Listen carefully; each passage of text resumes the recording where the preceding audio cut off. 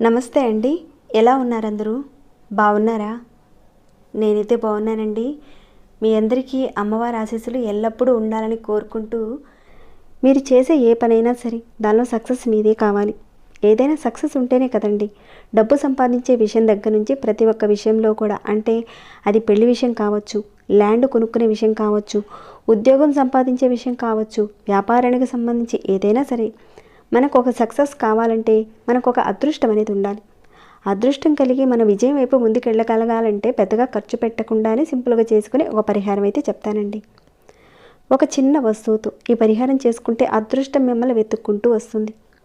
చాలామంది మాకు అదృష్టం కలగటం లేదండి, ఎందువల్ల అర్థం కాకుండా ఉందండి, 99% పాటు అయిపోతుంది అని అనుకోగానే ఏదో ఒకటి అడ్డంకి వచ్చి ఆ పని అనేది సరిగ్గా జరగటం లేదండి, దాని నుంచి మేము బయటపడాలి. ఈ రకంగా చాలామందికి జరుగుతూ ఉంటుంది. వారందరూ కూడా ఈ పరిహారం చేసుకోవచ్చండి. అలానే కోర్టు కేసుల విషయం కావచ్చు, చదువుల విషయం కావచ్చు, మీకు అదృష్టం వరించడం లేదు, అప్పుడు కూడా ఈ పరిహారాన్ని మీరు చేసుకోవచ్చు. ఎవరైతే ఈ ఇబ్బందులు పడుతున్నారో ఈ పరిహారాన్ని మీరు చేసుకోవడం వల్ల తప్పకుండా ఆ సమస్య నుంచి మీరు బయటపడతారు. అలాంటి వారికి విజయం వరించడానికి అవకాశం ఉంటుంది. మరి పరిహారం ఎలా చేయాలనేది చెప్తానండి. అంతకంటే ముందు ఒక చిన్న రిక్వెస్ట్, ఈ వీడియోకి ఒక చిన్న లైక్ చేయండి. అలానే ఈ వీడియోని ఎండింగ్ వరకు చూడండి, చాలా ముఖ్యమైన విషయాలు ఉన్నాయండి. ప్రతి ఒక్క పాయింట్ని మీరు మిస్ కాకుండా ఎండింగ్ వరకు చూడండి. మిస్ అయితే కనుక అర్థం కాదండి, ఎండింగ్ వరకు చూడండి. అలానే మన ఛానల్ సబ్స్క్రైబ్ కండి, బెల్ బటన్ ప్రెస్ చేసి ఆల్ అనే నోటిఫికేషన్ని ఆన్లో పెట్టుకోండి. సరేనండి, ఇక పరిహారం మాటకు వెళ్తాము. ఈ పరిహారం విషయానికి వస్తే ఇక్కడ మనకు కావలసిన వస్తువులు 3 లవంగాలు అవసరం పడతాయి. అలానే ఒక రావి ఆకు, అలానే రోజు వాటర్ కానీ లేదంటే మామూలు వాటర్ అయినా సరే తీసుకోండి. అంటే రోజు వాటర్ లేనప్పుడే మామూలు నీటిని తీసుకోండి. తర్వాత ఒక తెలుపు రంగు దారం కావాలి, ఇంకా ఒక వైట్ పేపర్ కూడా అవసరం ఉంటుందండి. ఇంతేనండి ఈ పరిహారానికి కావాల్సిన వస్తువులు. వీటన్నిటినీ కూడా మీరు ముందుగానే సిద్ధం చేసి పెట్టుకోండి. ఇక పరిహారాన్ని ఎవరైనా చేయొచ్చు, ఆడవారైనా మగవారైనా ఎవరైనా చేయొచ్చు. కాకపోతే ఈ పరిహారానికి మనకు కావాల్సింది 3 లవంగాలు అవసరం ఉంటాయి. ముందుగా మీరు ఏం చేస్తారంటే, ఇప్పుడు చెప్పుకున్న సమస్యలు ఉన్నవారు సోమవారం రోజున స్నానం చేసుకుని మీ పూజా మందిరంలో ఒక ప్లాస్టిక్ డబ్బా లేదంటే ఒక చిన్న మామూలు ఏదైనా ఒక డబ్బా తీసుకోండి. ఇలాంటిది కానీ ఏదైనా తీసుకోండి. దానిలో రోజు వాటర్ కానీ లేదంటే నార్మల్ వాటర్ కానీ పోసి ఈ 3 లవంగాలు ఉన్నాయి కదండి, వీటిని ఈ నీళ్ళల్లో వేసి మూత పెట్టి సోమవారం రోజున సాయంత్రం మీరు ఈ రకంగా చేయాలి. డబ్బా పైన మూత పెట్టాలి. మూత లేకుండా మాత్రం పెట్టకండి, ఓపెన్గా ఉంచకండి. పూర్తిగా డబ్బా పైన మూత పెట్టి ఉంచేయాలి. తర్వాత సోమవారం రోజున మీరు సాయంత్రం లోపుగా రావి ఆకును కానీ లేదంటే తమలపాకులు కానీ సంపాదించి పెట్టుకోండి. అంటే ఒక తమలపాకు కానీ లేదంటే రావి ఆకు కానీ తెచ్చి పెట్టుకోండి. ఈ విధంగా మీరు తయారు చేసిన ఆ డబ్బాని, అంటే లవంగాలు వేశారు కదండి, ఆ డబ్బాని మీరు మీ పూజా మందిరంలో పెట్టుకోవచ్చు. పూర్తిగా క్లోజ్ చేసి పెట్టండి. ఒకవేళ మాకు పూజా మందిరం లేదండి అంటారా, మీరు ఎక్కడైతే పూజ చేసుకుంటారో ఆ ప్రదేశంలోనే పెట్టండి. తర్వాత మీరు మంగళవారం రోజున ఉదయాన్నే లేచి స్నానం చేసుకున్న తర్వాత మీ పూజా మందిరంలో మీ ఇష్టదైవానికి, అంటే ఎవరైతే ఉన్నారో మీరు ప్రతిరోజు పూజించేవారు ఉంటారు కదండి, వారికి నమస్కారం చేసుకొని అక్కడ దీపారాధన చేసుకోండి. ఆవు నెయ్యితో దీపారాధన చేయండి. కుదరదంటే నువ్వుల నూనెతోనైనా సరే చేయండి. ఆ రకంగా చేసుకున్న తర్వాత ఇక సోమవారం రోజున రాత్రంతా కూడా ఆ లవంగాలన్నీ కూడా నాని ఉంటాయి కదండి. ఇక్కడైతే నేను పూర్తిగా నానిన లవంగాలు అయితే చూపించటం లేదండి, మామూలుగా మీకు అర్థం కావాలని మామూలు లవంగాలే చూపిస్తున్నాను. మీరైతే 3 లవంగాలని చక్కగా ముందు రోజు రాత్రి నానబెట్టిన తర్వాత రోజున తీసి వీటిని ఏం చేస్తారంటే, ఈ రావి ఆకు ఉంది కదండి, ఈ రావి ఆకు మీద ఈ 3 లవంగాలు పెట్టాలి. పెట్టేసిన తర్వాత ఆ రకంగా పెట్టిన తర్వాత మీరు మీ చిటికిన వేలు, అంటే మీ ఎడమ చేతి చిటికిన వేలు ఒక లవంగం మీద పెట్టండి.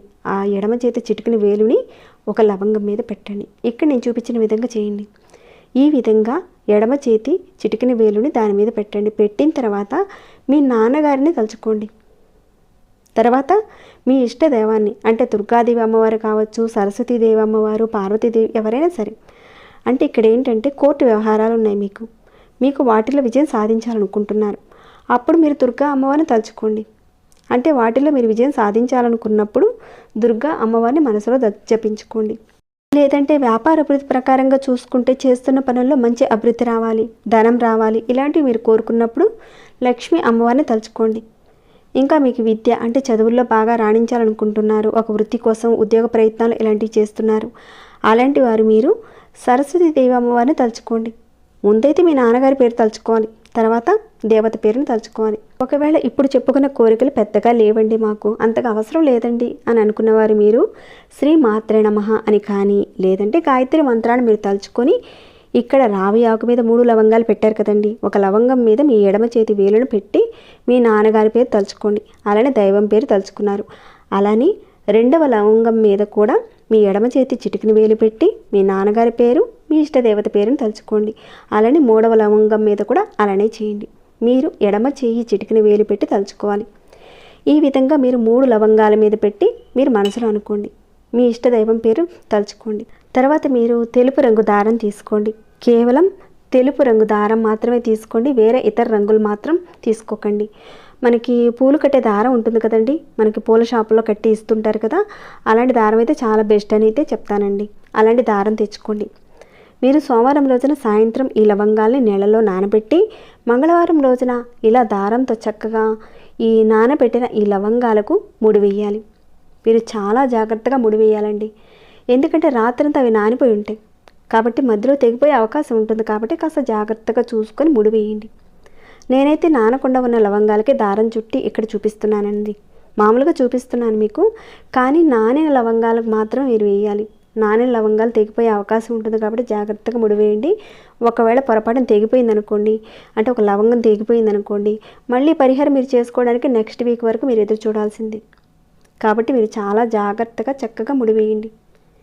ఈ రకంగా లవంగాల్ని చిన్నగా ఇలా మాలగా కట్టి, అంటే కొద్దిగా విడివిడిగా దూరంగా కట్టి దానిని మీ కుడి చేతిలోకి తీసుకోండి.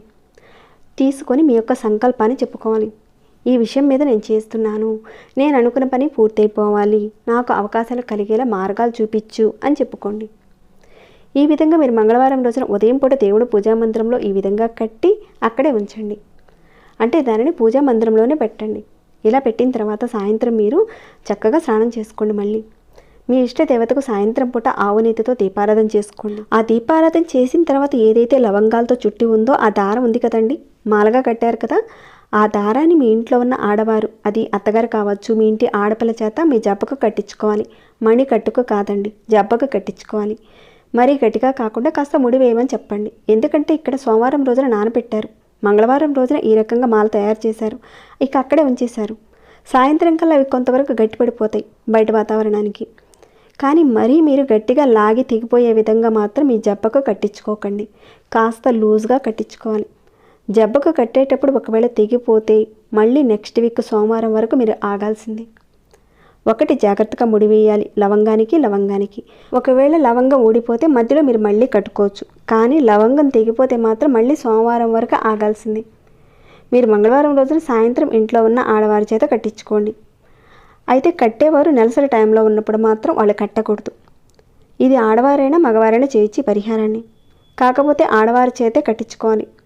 అంటే ఇక్కడ ఈ పరిహారాన్ని ఆడవారు చేస్తే ఇంట్లో ఆడవారే కట్టాలి, మగవారు చేసుకున్నా ఇంట్లో ఆడవారే కట్టాలి. దీనిని మీరు నెలకు ఒకసారి చేసుకుంటే సరిపోతుందండి. సోమవారం రోజున నానబెట్టి మంగళవారం ఉదయం కట్టుకొని సాయంత్రం కట్టుకోవాలి ఈ దారాన్ని మీ జబ్బకి. ఈ రకంగా మీరు మంగళవారం రోజున సాయంత్రం మీరు కట్టుకున్న తర్వాత రాత్రంతా కూడా అలానే ఉంచుకోవాలి.